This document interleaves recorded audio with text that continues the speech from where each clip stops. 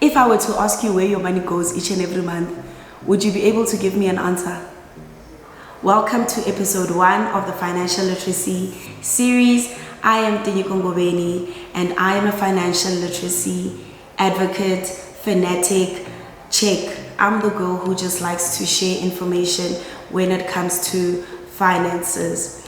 Today's episode is about money management and budgeting. I know that when people hear the word budgeting, they feel like running away. They just feel like screaming because it's that word that just reminds them that, they need to be serious about their money.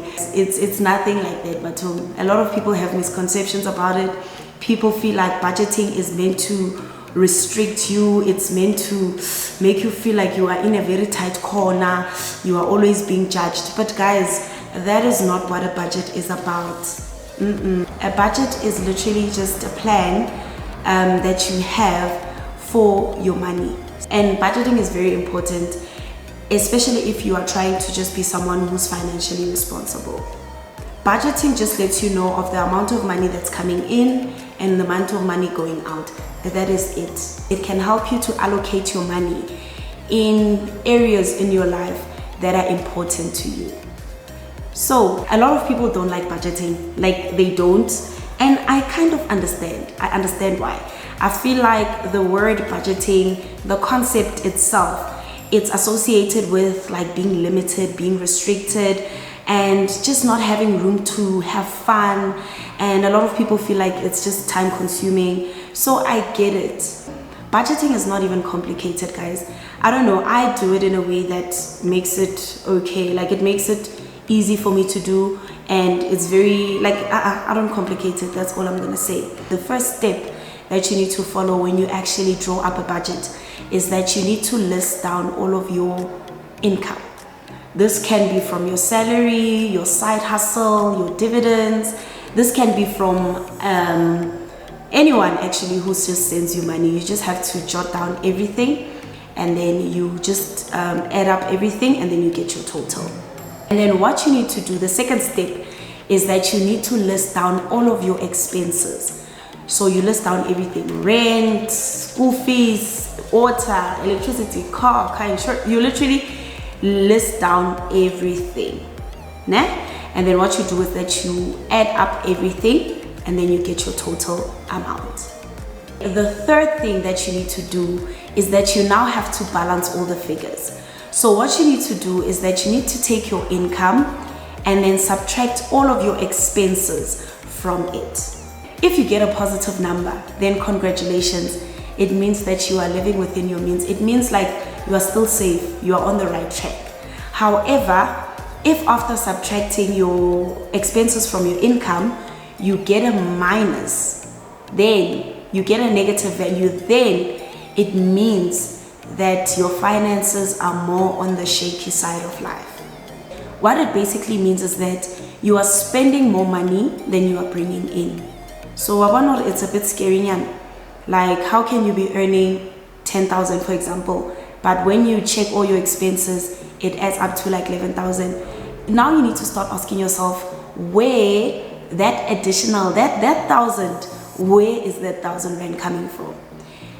If this is your situation right now after completing your budget, then you mustn't panic. There's a solution to everything. There are 3 approaches that you can follow if you are in the situation where your numbers are on a negative. So the first thing that you can do to remedy the situation is to reduce or decrease your expenses. So this means that you need to sit down now and check everything. Okay, I've got Netflix, I'm paying for Netflix, I'm paying for YouTube Premium, I'm paying for iTunes, you must just go through your budget, check, okay, where can I cut down on the costs? What is necessary? What is unnecessary? Remove the things that you don't need, and just make a plan to just reduce the amount that you are spending on your expenses each and every month. Now, let's say you've cut down on all your expenses, like you really went through it all. You've cut down on all the subscriptions, you've cut down on all the unnecessary expenses, and you still feel like, this is not gonna work. The second thing that you can then do in your situation is to work on increasing the amount of money that's coming in. You know what, guys, it is 2025. Like, I don't want to lie, we need to be people who have a lot of income streams. I don't know, this is my personal opinion, but I do not like it when my money comes from one place. I don't like it. How you can do this is by, for example, you can maybe work more hours at work, try to make more money. If you feel like you're not in a good paying job, you can work on yourself, upskill yourself, get yourself in a position where you can negotiate a higher salary, or you can find yourself a young side hustle that you can do on weekends. Bring in more money, guys. You can never have enough money. So if you find yourself in that situation, that's what you need to do. The third thing that you can do to make things better if you are on the negative side of life is that you can actually do both. You can increase your income, at the same time you can decrease your expenses. So there are different tools that you can actually use to be able to do your budget each and every month. I feel like it depends on the type of person that you are. You'll make the decision based on your preference. So the first method that you can use is the pen on paper method.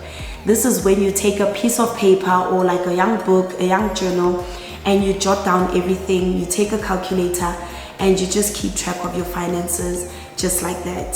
So that's a good method because, I don't know, there are some people like myself who believe that the moment you put something on paper, it's bound to happen. It's easier to commit to it, so if that's for you, then you can use that method. The second method that you can use is compiling your budget on an Excel spreadsheet.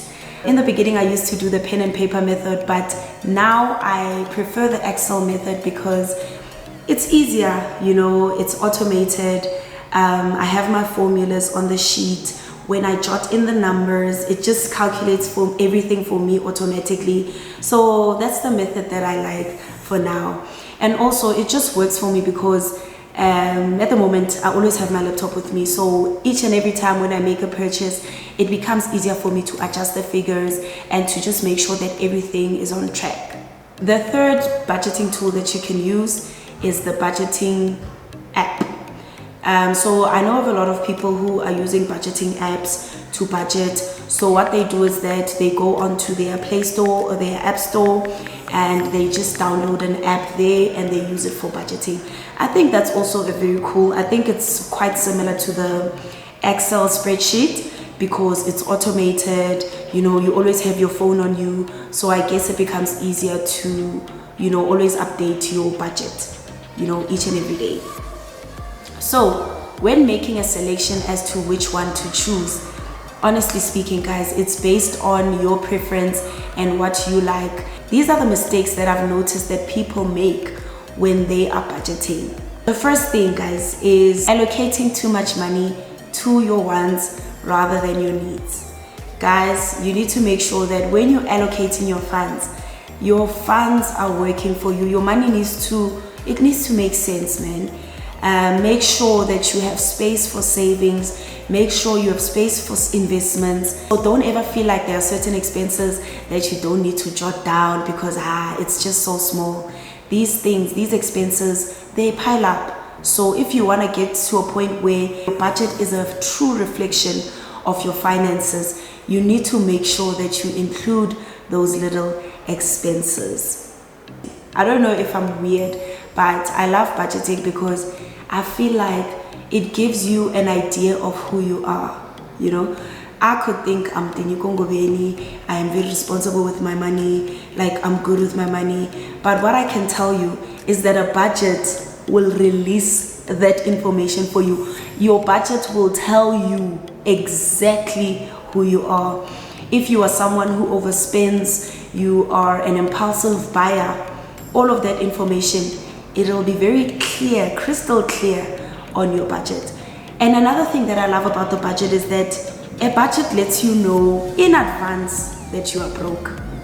Like, it will humble you. It will humble you. So what I do is that I compile my budget for the next month before I even get my salary, before I even get my income. So I plan for my money in advance. Like in advance, I can already just know how much is gonna come in. I can know what's gonna happen. I've got a birthday this month, I've got this happening. And in advance, I can already know that, my dear, you are broke. I'm able to then act accordingly based on the amount of money that I actually have, or I'm actually gonna have when the time comes. I understand why people don't like it, actually, when I put it like that, because it's like a reality check of some sort, and you know how we are. We always want to run away from the truth. But honestly speaking, if you are someone who feels that they want to improve their finances, budgeting is always the best thing to do for yourself. I know of a lot of people who say, no, I budget in my head. I know what's happening in my head. I respect that. I respect it.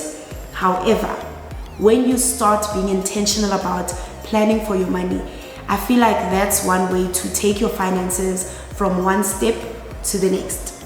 I'm really hoping that now you have an idea of why we budget, why it's important, you know the tools that you can use to actually budget, and you have an understanding of how you can actually do it on your own. I'm really gonna try not to make the episodes too long. However, I'm really hoping that you now have an idea of the whole topic of being able to budget your money, as it helps you when it comes to managing your finances in general. Thank you so much for watching this episode. Please don't forget to like and subscribe and share this with your friends and family so that we can be a generation that is here, guys. We must just be here. We must be woke. I really appreciate your time. I can't wait to see you in the next episode.